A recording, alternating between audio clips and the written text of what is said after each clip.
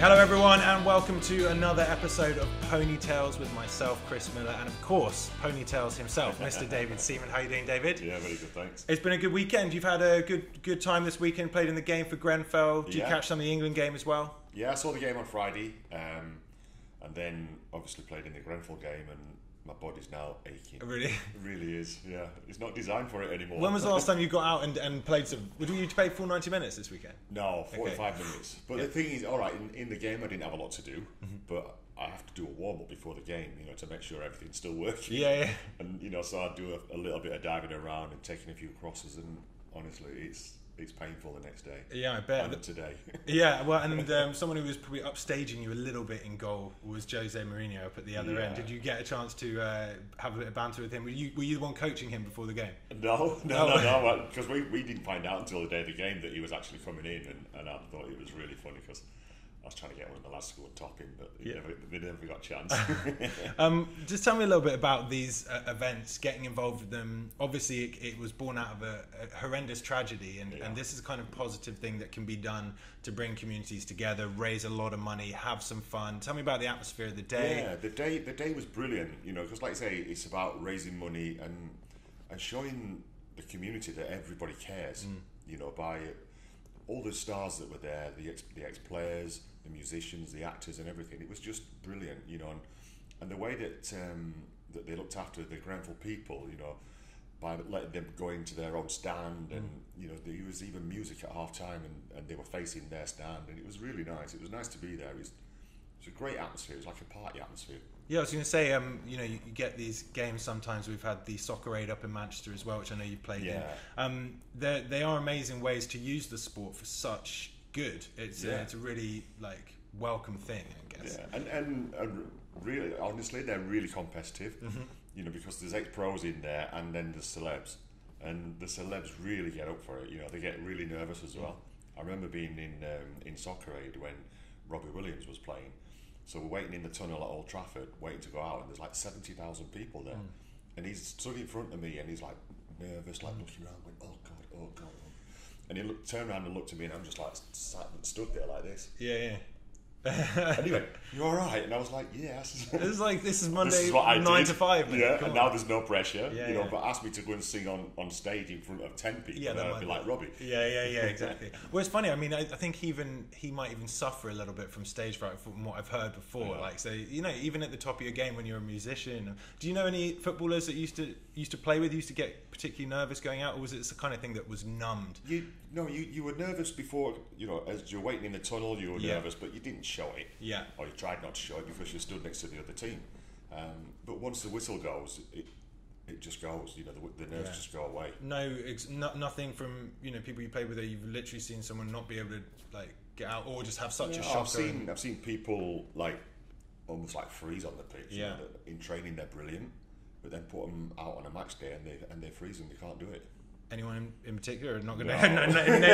We'll keep that. Do that. Other than that, it was brilliant. Then it's fantastic, and obviously, I guess we've got to shout out to anyone who's watching at home or listening to go and donate for Game for Grenfell. I'm sure you can find it online, and to be able to send some money because amazing cause and obviously a brilliant weekend of and even though it was a great weekend and a great game, you drive home and you see the tower and you're like, oh my God, just when you think of what's going on in there. And it's still there. It's still a massive reminder for them every day. Definitely. Yeah, so good cause. Absolutely. In I guess more positive news to the England game. I mean, it's still positive. We got a 4-0 victory over Malta. You saw the game? Yes, I did. Yeah. And a lot of people are giving England stick, which I can understand why. Because people think, oh, it's only Malta, but when they defend like that, it is hard to break them down. I know we have got the quality, but it's still difficult. Okay, we didn't score 4 in the first 10 minutes like everybody thought we were going to do, but at the end of the day, it's a 4-0 win and it's 3 points. It's there's so much expectation constantly riding. I feel like the England team will never be able to shake it, whether they're playing Germany away or whether they're playing Malta. I think. Do you think there's an issue with the way that England is covered? Because I mean, from a personal opinion, I've always felt that the media has put such pressure on England as an organisation, the FA and the team, but also the young players coming in. You know, I'd be kind of scared trying to pull on that shirt, knowing the kind of, you know, abuse you could get. It is pressure, you know, and that's what I've talked about before. Is, you know, you play for your club, then you play Champions League, then you play for England, then you play in the World Cup, and they're all different levels of pressure, you know. But as soon as you put that England shirt on, it's like massive pressure, you know. And some players can't cope with that, but it is huge. But you have to get used to it because it will always be there. You know, the expectation of England fans is massive at the media. But it's just something that you've got to get used to. There's nothing in your mind that feels like the media sort of out to get England. They almost welcome it when England are in turmoil and stuff.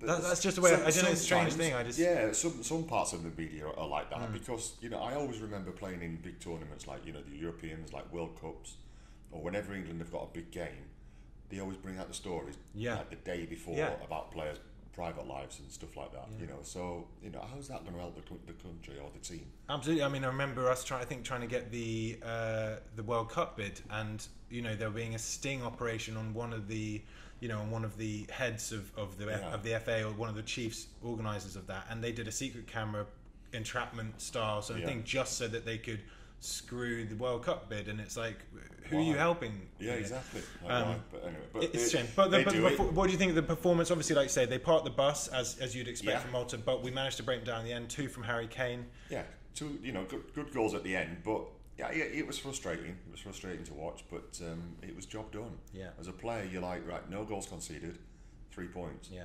You know, that's it. They just want to write forget the performance now. Focus on the game. Yeah.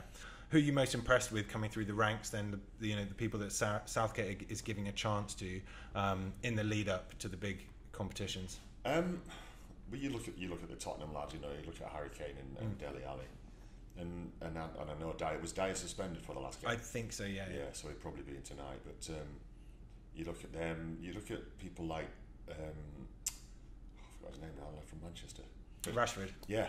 You know, you look at him, and when he comes on, it's like he's playing a different game, you know, because he makes great runs, he changes the game. So people like that are doing really well. You know, I was happy Joe was in goal, because it's hard for other goalkeepers to come in. These aren't the games that they come in. You know, they should be playing in the friendlies and things just to get that experience. Yeah, I understand there's a few. I think is it Spain? No, not Spain. Is it France and Brazil friendlies coming up? So do you think they'll probably test out some? Yeah, that'd be a good time to test them. You know, because it's good quality they've got to play against, so they get stuff to do. Yeah, and then they can get a measure of the pressure that's on them. Yeah, definitely. In terms of, you know, in general for you going forwards now in football, what's next on the horizon at the moment? Is there anything you being pulled back into the ranks? Did Jose Mourinho come and ask you the goalkeeping coach at United? No, not at all. No, I might be doing a little bit of coaching coming up. Yeah. I've been having a chat with a couple of the lads at QPR. So. Oh, nice. Okay.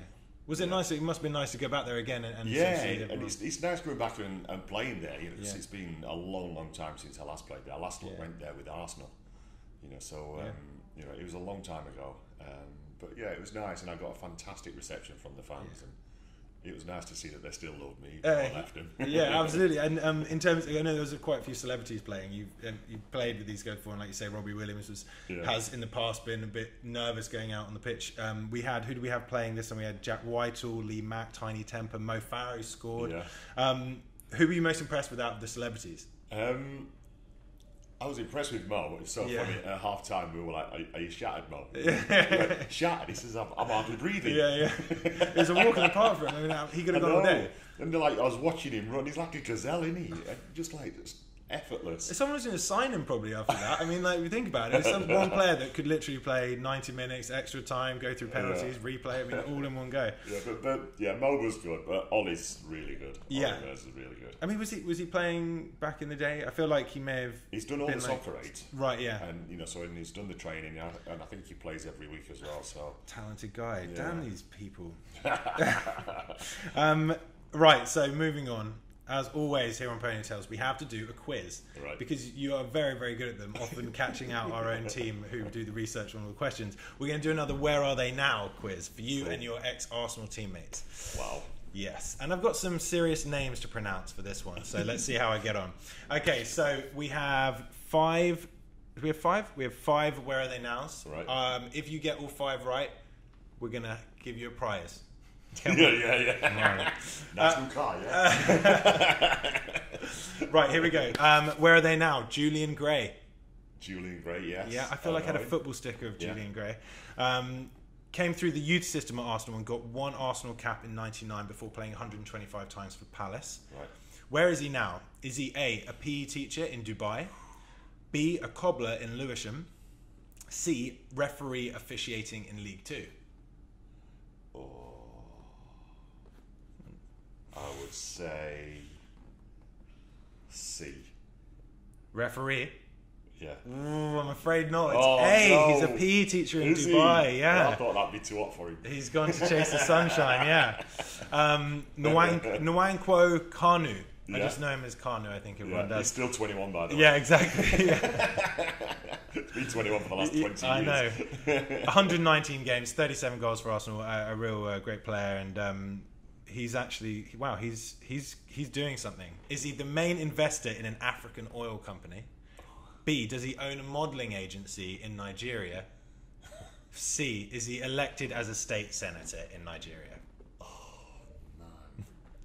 I've got to go with A.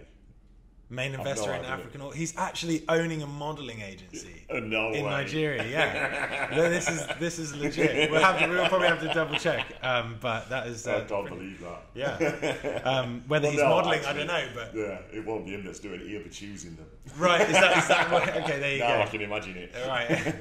Yes, that one. Brilliant. Here we go. Nelson Vivas. Yes. Argentine right back, played for Arsenal 69 times between 98 and 2001. Does he A, own a cattle ranch in Patagonia? B, manager in the Argentine Premier League? C, retrained as a golf course designer in South America? It's a tough quiz this time. We've had to up the ante. I'm doing really well. I've got nothing right yet. I'm going to go Nelson for Vivas. B. He is a manager in the Argentine Premier League. I feel like, that was a nice safe option there. He's got a point on the board.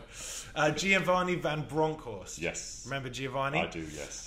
42 Arsenal matches and 107 caps for Holland. Right, he's a manager. Right. I'll give you that much. Is he a manager of A, Ajax, B, PSV, or C, Feyenoord? This is more the pub quiz realm, I feel. Well, it's not A. So I'm going to go for... What was it, Feyenoord or... PSV. Feyenoord, so C. That is correct. C. So we have another point on the board. There we go. Brilliant. Stathis Tavloridis. Oh, yeah. Did I get that right? Close enough. No. Greek centre-back, played 8 times for Arsenal in 2002. Is he A, a presenter on the talent show Greece Has Got Talent? Greece Has Got Talent. Greece Has Got Talent. Yeah. B, a chef who released a Greek cookbook called Things Can Only Get Better. I like that. Yeah, that's good. C, still playing, age 37 for Aris in the Greek Super League. Oh, A and C sound quite... Pretty good. What kind of a character was he? He's kind of going, Mike. He was good, but I could see him doing A. Yeah, like getting out and presenting on the talent show. A little bit of Anton Deck. You going to go for C? Yeah. He's correct. He's still playing. 37 years old in the Greek Super League. Very good. Actually, do you know what? 3 out of 5 in the end. You saved it, pulled it back. Getting worse. No, it's good. Brilliant, Dave. Thanks very much once again. Everyone at home, remember to go and play SpottoCash. You can go and play and you can win £10,000 every week. You just have to choose where the centre of the ball is in the image. And if you go to SpottoCash.com, you can see it right now. David will be choosing the winner every week. So that's it from us. Cool. See you next time. And we'll see you all at home next time. Thank you.